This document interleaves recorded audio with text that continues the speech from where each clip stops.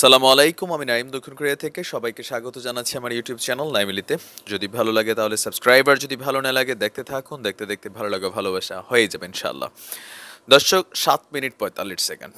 কয়েকদিন ধরে সোশ্যাল মিডিয়াতে এই ভিডিওটা খুবই ভাইরাল। আমিও একটা ভিডিও করেছিলাম, পরবর্তী সময় ভিডিওটা আমি ডিলিট করে দিয়েছিলাম, কারণ হচ্ছে যে আমার কাছে মনে হয়েছিল যে ঘটনাটা সত্য। আপনাদের খেয়াল থাকার কথা, প্রথমে আমি যে ভিডিওটা করেছিলাম সেখানে আমি বলেছিলাম যে এই ব্যক্তি যে ময়মনসিংহের এমপি সেটা কিন্তু কোনো গ্যারান্টি নেই। বাট তারপরে আমি দেখলাম যে অনেক আমাদের ইউটিউবার বা সোশ্যাল মিডিয়াতে আপনার বিষয়টা এতটা বেশি ভাইরাল হচ্ছে যে আমি কনফিউজড হয়ে গেছি। বাট আমি আসলে প্রত্যক্ষ চাক্ষুষ দর্শনে বিশ্বাসী, যেহেতু এখানে ছবিটা কিছুটা ঝাপসা ছিল। তো যাই হোক, এই বিষয়টা নিয়ে ক্লিয়ারেন্স আসছে আপনার। এখন আমরা এভিডেন্সের উপরে কথা বলতো, যেটা মার্কেটে এভিডেন্স আছে সেটার উপরেই কথা। ময়মনসিংহের এমপি আপনার নাজিমউদ্দিন সাহেব, সংসদ সদস্য, তিনি হচ্ছেন ময়মনসিংহ ৩ আসনের সংসদ সদস্য, বয়স প্রায় ৭০ ঊর্ধ্ব। 7 মিনিট ৪৫ সেকেন্ডের যে ভিডিওটা সোশ্যাল মিডিয়া ভাইরাল, সেইটা আপনারা অলরেডি দেখছেন, আর নতুন কিছু বলার নাই। তো সেই ভিডিওটা, আর সেই ভিডিওর পাশাপাশি অনেক ফেসবুক পেজ এবং ইউটিউব চ্যানেলেও একটা মামলার এজাহারের কপি দেখানো হয়েছে, আপনারা স্ক্রিনে দেখছেন। তো সেই এজাহারের কপিটা আসলে কি অরিজিনাল নাকি ডুপ্লিকেট, সেটাও এখন একটা চ্যালেঞ্জিং আসছে। আর এটা সম্পর্কে আমাদের আজকের আলোচনা, যে এমপি সাহেব কি বললেন, আর এই মামলাটা যে থানায় দায়ের করা হয়েছিল অরিজিনালি এই নামে কি কোনো মামলা দায়ের করা হয়েছে নাকি না, এটা আসলে একটা বানানো এই যে এজাহারপত্র যেটা, এটার কি আসলে আইনানুগ কোনো বৈশিষ্ট্য আছে কিনা। তো প্রথমত হচ্ছে যে অভিযোগটা আসছিল, আমরা বার্তাবাজার নামক একটা অনলাইন পোর্টাল, আমরা তাদেরকে রেফারেন্স করে কথাগুলো বলছি। তারপর হচ্ছে রিয়েল সিলেট নামক একটা অনলাইন পোর্টাল, তাদেরকে রেফারেন্স করে কথা বলছি, যারা এই নিউজটার পরবর্তী লাস্ট আপডেটিং করেছিলেন। তাদের লেখা অনুযায়ী যে সামাজিক যোগাযোগ মাধ্যমে আপলোড করা ভিডিওটির বেশিরভাগই বিভিন্ন পেজ এবং ভুয়া আইডি থেকে ছড়ানো হয়েছে। স্টার্টিং কিন্তু এটাই হয়েছে, আমরা যারা ইউটিউবিং করি আমরা তো ফেস দেখে বলি, সেখানে বিষয়টা ডিফারেন্স।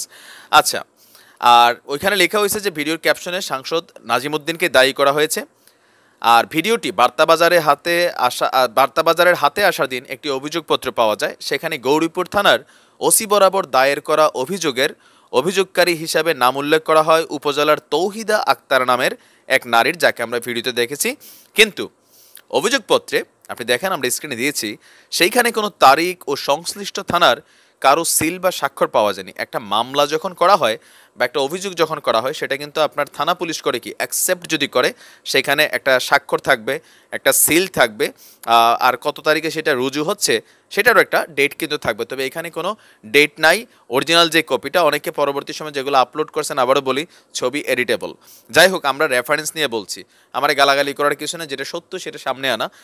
আর তারপরে হচ্ছে যে অভিযোগটা ছিল কি, চাকরির প্রলোভন দেখিয়ে 2019 সালের 20 জানুয়ারি সন্ধ্যায় ভুক্তভোগীকে ময়মনসিংহ শহরের গোলপুকুরপাড় এলাকায় অবস্থিত জেলা মুক্তিযোদ্ধা কমান্ড কার্যালয়ের দোতলায় এমপি নাজিমউদ্দিন আহমেদ নিয়ে যায়। সেখানে কোমল পানীয়ের সাথে নেশাজাতীয় দ্রব্য মিশিয়ে তাকে পান করিয়ে ইচ্ছার বিরুদ্ধে ধর্ষণ করেন নাজিমউদ্দিন আহমেদ। কিন্তু এই যে অভিযোগটা আপনি দেখেন, এই ভিডিওটা দেখে আপনার কি মনে হচ্ছে ইচ্ছার বিরুদ্ধে করছে?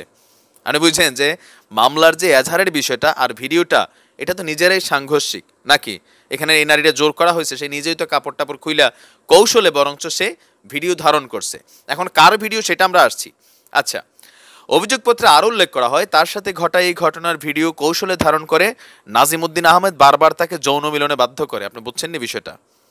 মানে একজন এমপি সাহেব, তিনি যদি অরিজিনালি কোথাও গিয়ে কোনো মানে এরকম নারী সম্পর্কিত ঘটনা করেন, তাহলে তিনি আবার ওইটা নিজের মোবাইলে ভিডিও করে ধারণ করে এই রকম একজন নারীকে আপনার বারবার ধর্ষণ করার জন্য ব্ল্যাকমেইল করতে হবে? মানে এমপি সাহেবের কি টাকার অভাব আছে নাকি না নারীর অভাব আছে? ফর এক্সাম্পল, তিনি চাইলে থাইল্যান্ড, সুইজারল্যান্ড, ইংল্যান্ড, তারপর হচ্ছে সিঙ্গাপুর, বিভিন্ন দেশ আছেন, তারা বিদেশে গিয়েও তো অনেক কুকর্ম করতে পারেন যদি করার ইচ্ছা হয়। বাংলাদেশে অনেক বড় বড় হোটেল, 5 স্টার হোটেল আছে।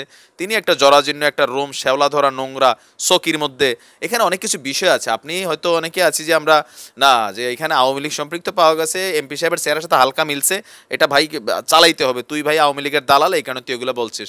কিন্তু আপনি যুক্তিকে খণ্ডন করতে হবে। আচ্ছা, এখানে আরও বলা হয় যে পাশাপাশি এই ভিডিওটি আর ছবি ছড়িয়ে দেওয়ার হুমকি দিয়ে বলা হয় ভুক্তভোগী নারী ও তার পরিবারের লোকদেরকে গৌরীপুর উপজেলা থেকে বের করে দিবেন এমপি সাহেব। আচ্ছা, তো অভিযোগ থেকে ভাইরাল হওয়া ভিডিও সম্পর্কে জানা যায়, যে ভিডিওটা আমরাও দেখছি যে মহিলা কিন্তু ভিডিওর প্রথমে মোবাইলটা এরকম রাইখা সে কিন্তু ওইখানে গেছে। এই ভিডিওতে মোবাইলটা যে রাখছে সে তো ওই নারীই রাখছে, কিন্তু আপনি দেখেন যে এই অভিযোগপত্রটা অনেকে পড়েন নাই, বোঝেন নাই। আমরা কিন্তু অভিযোগপত্রটা হাতে পাওয়ার পরে আমি এই ভিডিওটা করছি। ভিডিওতে দেখা যাচ্ছে যে আমরা যেগুলো শুনছি যে একটা নারী যিনি ছিলেন এখানে তিনি এসে বলতেছেন আমার একটা কাজ করে দেন। তখন আপনার যেই এমপি সাহেবের কথা বলা হচ্ছে তথাকথিত, তো তিনি বলছেন যে দেব দেব। এরপরে আবার নারী বলছিল যে এই আঙ্কেল, ওই আঙ্কেলকে একটা ফোন করে দিলে আপনি, এরপর কথা কাটা গেল।